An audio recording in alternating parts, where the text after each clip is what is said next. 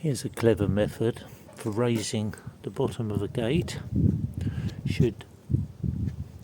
It's self-explanatory.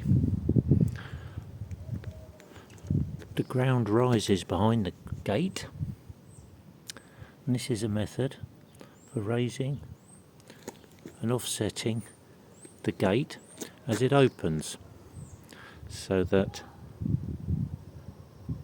it clears immediately beside the drive.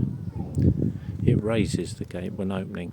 Of course, an easier option is to have the gate further off the ground, but should that not be possible, here's an alternative.